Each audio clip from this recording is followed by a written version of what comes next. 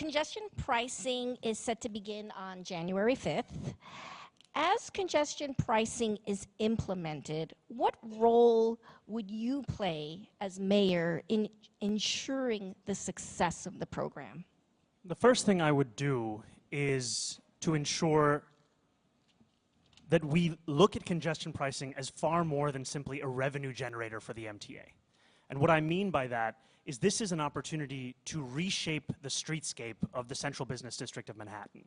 We have an opportunity here to do immense amounts of pedestrianization for the entire congestion pricing zone. We have an opportunity to expand busways, to harden busways. We have an opportunity to make one-way bike lanes into two-way bike lanes. And we have to do these kinds of things so that we can actually deliver on the larger promise of this program, a promise which was to change the way that we think about our streets, the way that we think about and experience public transit.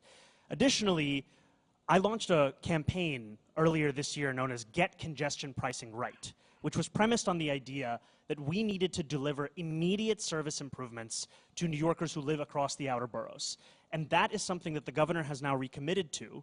It is something that we have to ensure that when congestion pricing goes live and when it's being carried out, that is experienced and felt by every New Yorker. Because if we allow this to become seen as simply an additional cost, as opposed to something that is going to transform the vast majority of working class New Yorkers' lives, then we will lose the larger debate that we are trying to have around this policy. We had a mayor that when congestion pricing was paused, said nothing for 2 days. The lifeblood of our city was at stake, and the mayor said nothing. So at minimum, I'd be prepared to defend congestion pricing, regardless of who is president of this country. Less cars, less traffic, allows for more pedestrian space. And I think we have a real good opportunity for more public plazas, a real opportunity to use our public spaces so that people can enjoy them. And so I would use this opportunity to increase public plazas, and I would stand up for congestion pricing wherever the attacks may come from. Look, I think congestion pricing was about reducing congestion, and it's about also making sure that we're generating revenue, much needed revenue for the MTA, even if now it's at a fracture of the costs that we were expecting and that some of us voted for.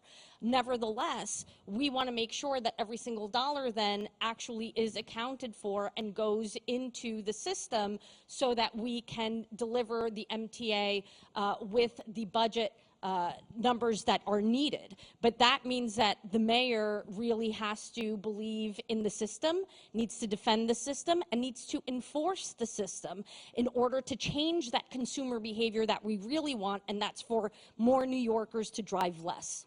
The mayor doesn't control the MTA, but the mayor controls these streets, and we have work to do. When I'm mayor, we're going to reorganize the DOT and actually put them to work. It's a small down payment, congestion pricing. But here's what we have to do. We got to get to Albany and flip the gas tax. Right now, it's $1.8 billion generated every year. But 64% go to state highways. 34% goes to New York City and New York City streets and subway infrastructure. We need that money. And what we're going to do with that money is expand our bus routes, because let's face it, the people who use our buses are the people who are the frontline workers of the city. They saved us during COVID, and they need to work in a way that gives them opportunity to get home at night.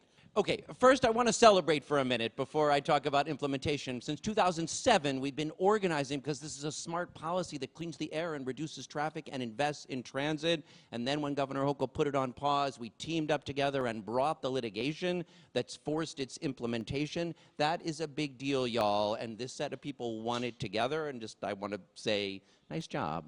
Second, there is critical work to do to make sure everyone can see how it's working. So let's be transparent on what traffic reductions are, on how air quality is improving, on who's paying and who's not. Senator Ramos is right. We actually need to make sure we're collecting. We did an audit on how many people are escaping the readers. Third, Zoran and Zellner are right that the streetscape dividend in Lower Manhattan is a big deal. So I'll commit today, we'll do the 34th Street busway that has been stalled, that's made possible in part by congestion pricing. But every time we do something in the central business district, we ought to match it in the outer boroughs. So let's do the Fordham Road busway at the same time we do the 34th Street busway and show people projects are moving forward. I'm willing to grow the city's commitment to the MTA from the $3 billion in the prior transit plan to $4 billion in the next capital plan, but the city's got to have more control to make sure those projects get delivered.